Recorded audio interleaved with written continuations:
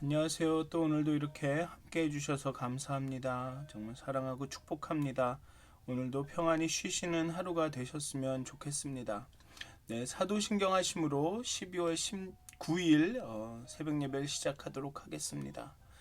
전능하사 천지를 만드신 하나님 아버지를 내가 믿사오며 그 외아들 우리 주 예수 그리스도를 믿사오니 이는 성령으로 잉태하사 동정녀 마리에게 나시고 본디오 빌라도에게 고난을 받으사 십자가에 못 박혀 죽으시고 장사한 지 사흘 만에 죽은 자 가운데서 다시 살아나시며 하늘에 오르사 전능하신 하나님 우편에 앉아 계시다가 죄로서 산 자와 죽은 자를 심판하러 오시리라. 성령을 믿사오며 거룩한 공회와 성도가 서로 교통하는 것과 죄를 사해 주시는 것과 몸이 다시 사는 것과 영원히 사는 것을 믿사옵나이다. 아멘. 찬송가 496장 함께 하시겠습니다. 통합으로는 271장입니다. 찬송가 496장 새벽부터 우리 다 같이 찬양하시겠습니다. 찬송가 496장입니다. 통합으로는 271장입니다.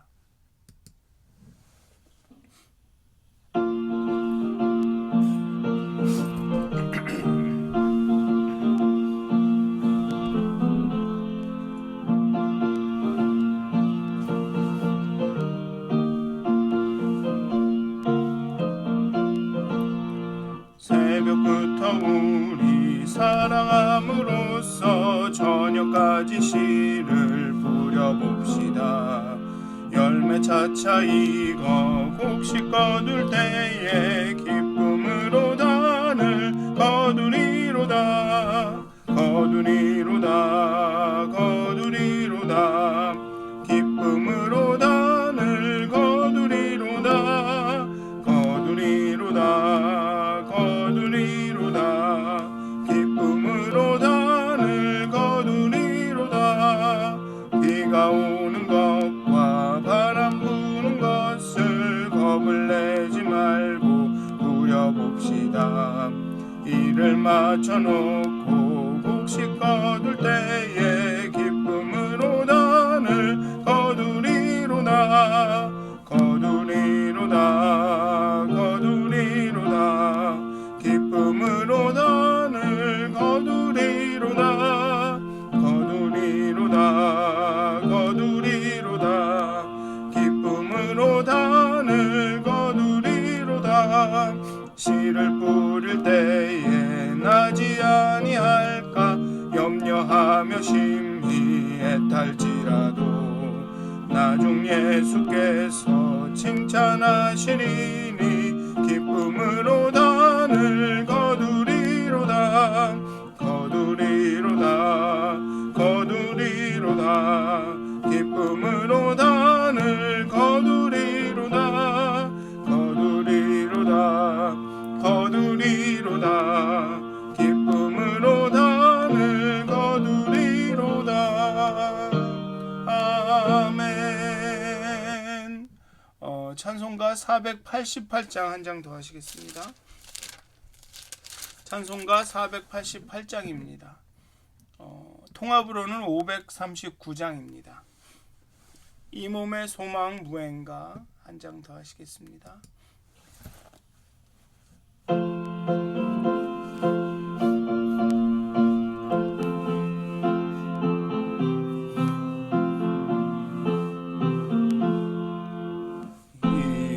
소망 무언가 우리 주 예수뿐일세. 우리 주 예수밖에는 믿음이 아주 없도다. 주 나의 반석이시니 그 위에 내가 서리라. 그 위에 내가 서리라. 무섭게 바람 부는 밤 물결이 높이 설렐 때 우리 주 크신 은혜의 소망에 닷을 주리라. 주 나의 반석이시니 그 위에 내가 서리라. 그 위에 내가 서리라. 세상에 믿던 모든 것 끊어진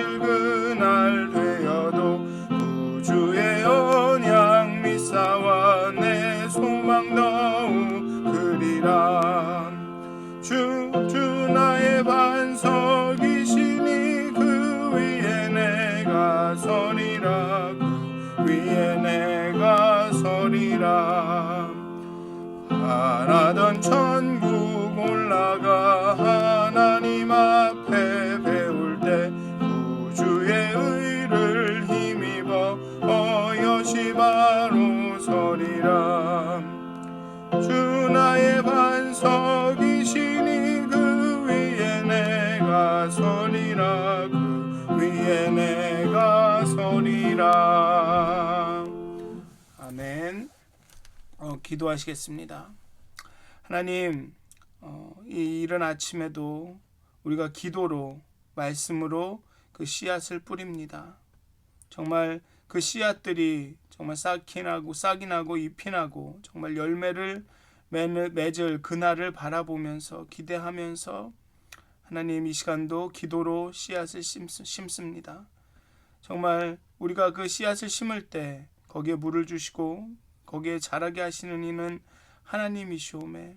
하나님, 우리의 마음 가운데 늘 소망을 더하여 주시고 정말 그 말씀의 씨앗이, 우리의 기도의 씨앗이 그 열매 맺을 그날을 바라보게 하여 주시옵소서. 때로는 그 시간이 오래 걸릴지도 모르지만 그 기다림의 시간 가운데 정말 소망을 잃지 않고 마음을 잃지 않고 그 믿음을 잃지 않고 언제나 하나님을 의지하면서 그 기다림의 시간을 견딜 수 있도록 오늘도 하나님의 그 거룩한 영으로 우리와 함께해 주시옵소서.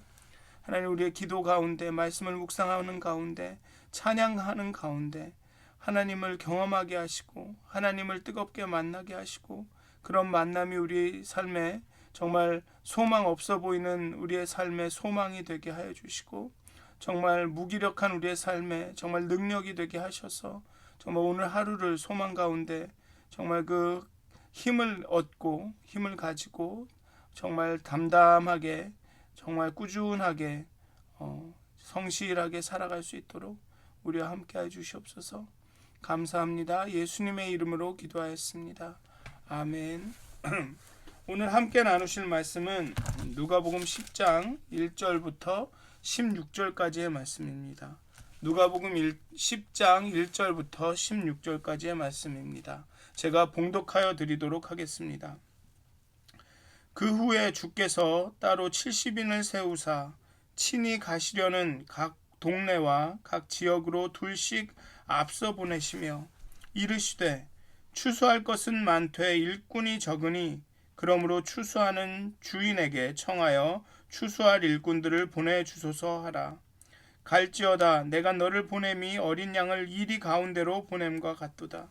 전대나 배낭이나 신발을 가지지 말며 길에서 아무에게도 문안하지 말며 어느 집에 들어가든지 먼저 말하되 이 집이 평안할지어다 하라.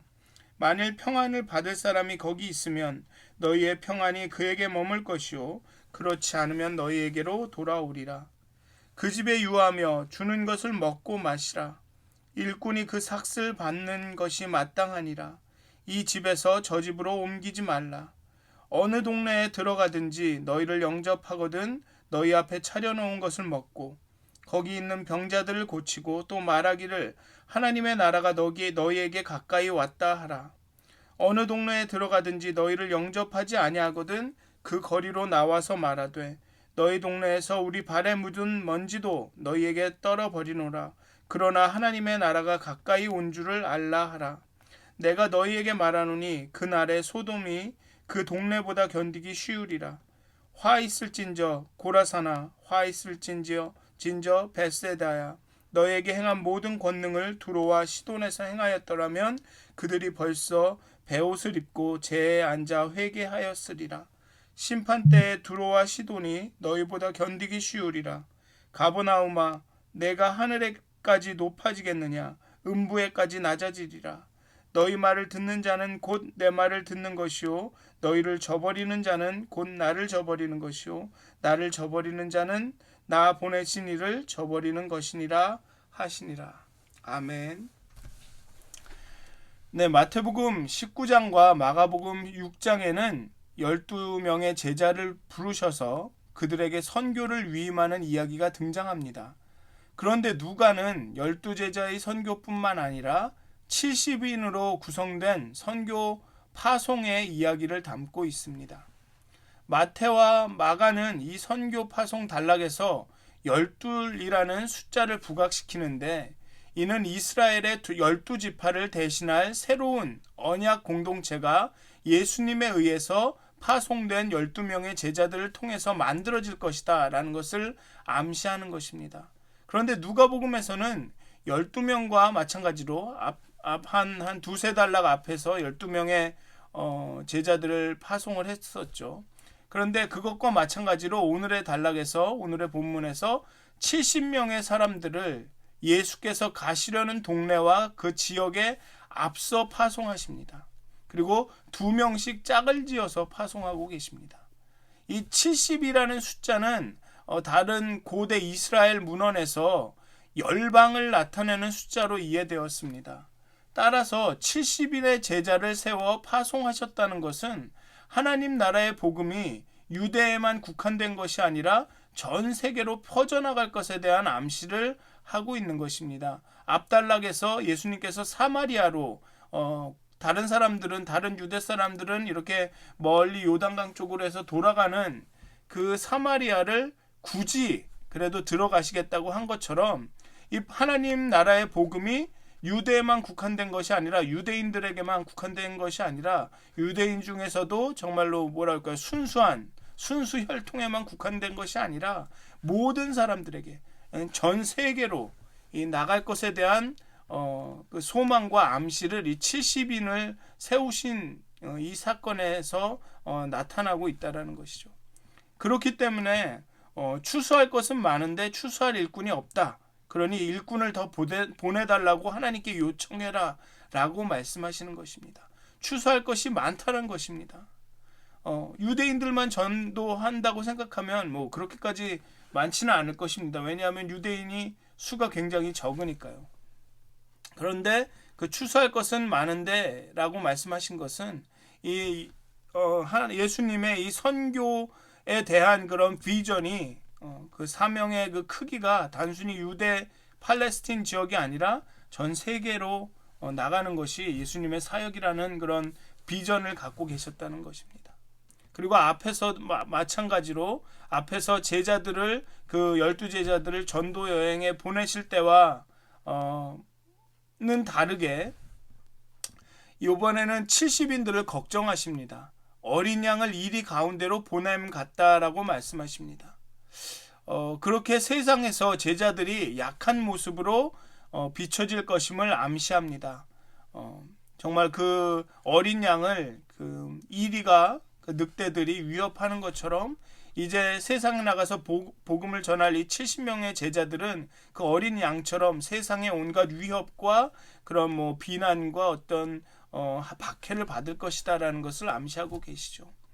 어쩌면 앞서 12제자를 보낸 것은 훈련이기 때문에 아마 이런 걱정을 하시지 않으셨는지도 모르겠습니다. 그리고 그 선교 여행이 그렇게 길지 않았기 때문에, 짧았기 때문에 아마도 그런 걱정을 하지 않으셨는데, 요번에 70인을 보낼 때는 이것이 실전인데다가 예수님이 생각하시기에 아주 급박한 상황이라고 생각하신 것 같습니다.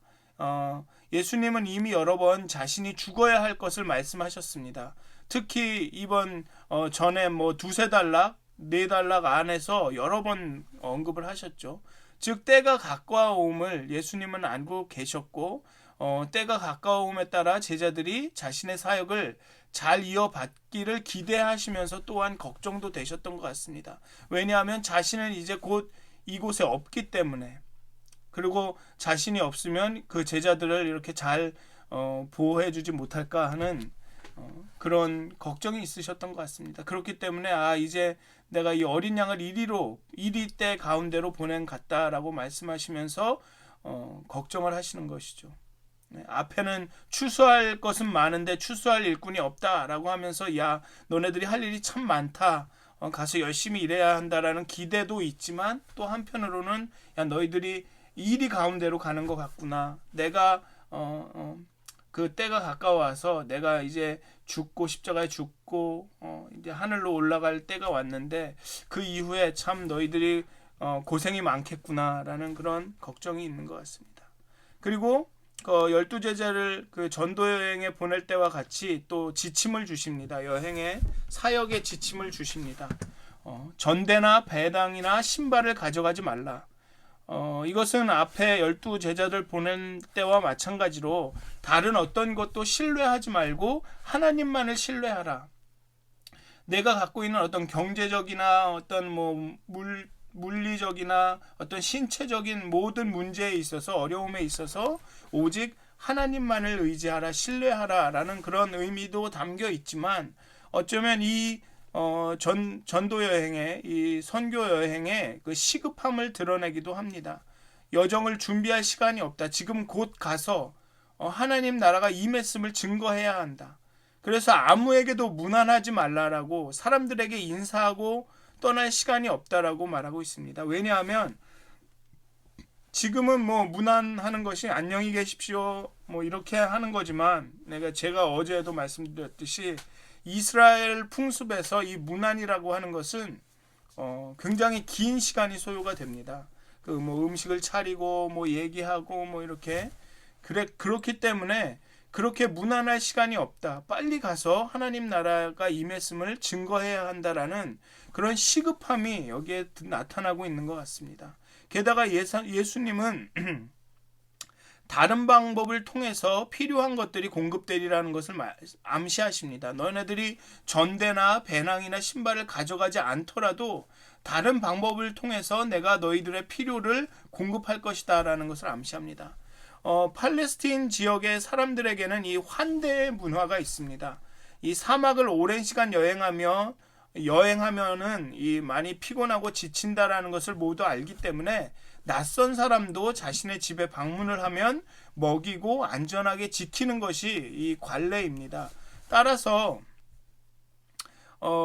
예수님은 그런 환대의 문화를 의지하라는 것이죠. 빨리 시간이 없으니까 전대나 배낭이나 신발이나 여행 도구를 준비하지 말고 빨리 나가서 하나님 나라의 복음을 전하되, 그렇지만 거기에 환대의 문화가 있으니 그렇게 방문한 곳에서 하나님의 나라의 복음을 전하고 그들이 대접하는 것을 먹고 마셔라. 그렇게 함으로써 여행 중에 필요한 것들을 그 여행 중에 필요를 채우라고 말씀하십니다. 또 그리고 그렇게 채우게 될 거라고 말씀을 하고 계십니다. 그러니까 하나님만을 오직 의지하면 하나님께서 사람들을 통해서 그렇게 너희들의 필요를 채우게 될 거다라고 이야기하고 계시는 것입니다.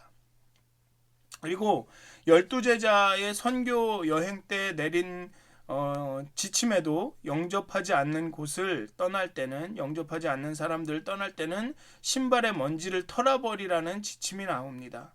그리고 70인을 파송할 때도 이 똑같은 지침을 말씀하십니다. 하지만 몇 가지의 추가 사항이 있습니다.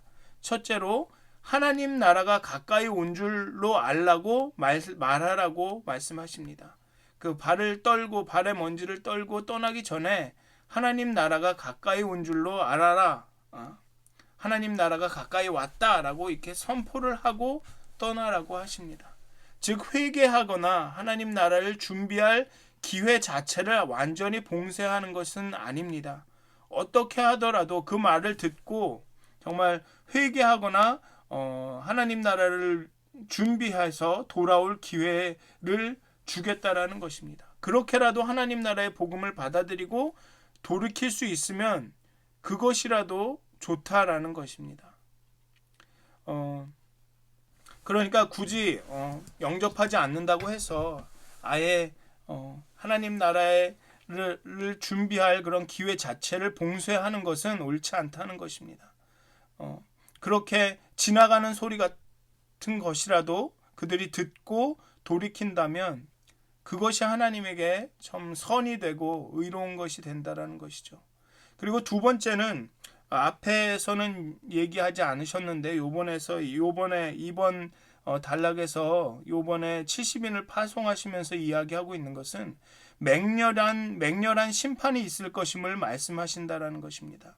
소돔과 고모라 때가 더 나은 소돔과 고모라 때보다 더 심한, 더 고통스러운 화가 있을 것이라고 말씀합니다. 그래서 여기 보면은 고라신과 벳세다가 화 있을진저라고 이야기하고 있습니다. 이 고라신과 벳세다는 앞에서 쭉 보시면 아시겠지만 예수님이 대부분의 시간을 소비하시면서 머무시면서 대부분의 시간 동안 머무시면서 많은 기적을 일으키시고 많은 병자들을 치료하신 동네입니다. 그렇게 기적도 보고 그런 병자들을 치료하시는 걸 예수님이 병자들을 치료하시는 것을 보았음에도 불구하고 하나님 나라의 복음을 거부한다는 것은 정말 안타까운 일이라는 것이죠. 그래서 두로와 시돈에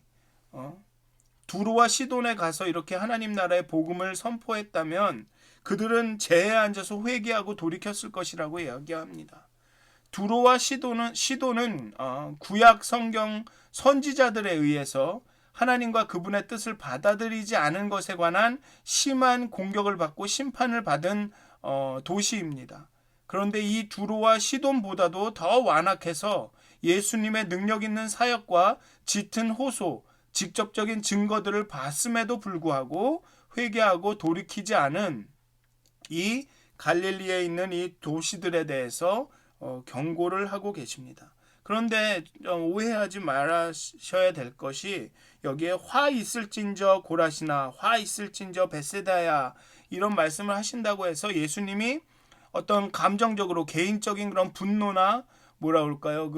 개인적으로 쓴 마음이 있어서 그 화가 나셔서 이렇게 말씀하신 것은 아니라는 것입니다. 이것은 사실을 말씀하신 것이고 너희들의 불순종이 심판을 가져올 것이다라는 그런 사실, 객관적인 사실을 말씀하신 것이고 더 나아가서는 이 화 있을진저라는 번역이 원문을 보면 그런 분노나 화를 포함하기도 하지만 어떤 슬픔이나 안타까움을 포함하기도 한다라는 것입니다. 그러니까 이 화 있을진저에 나오는 감정은 막 진짜 내가 상처받았으니까 너에게 상처를 줄 것이다 라는 그런 어떤 복수심이나 분노가 아닌 안타까움과 슬픔이 더 크다라는 것이죠. 아이고 어떻게 하냐, 너희들에게 화가 있겠구나, 이러면서 그런 어떤 뭐라 그럴까요? 이런 안 된 마음에 그런 경고를 주신다라는 것이죠.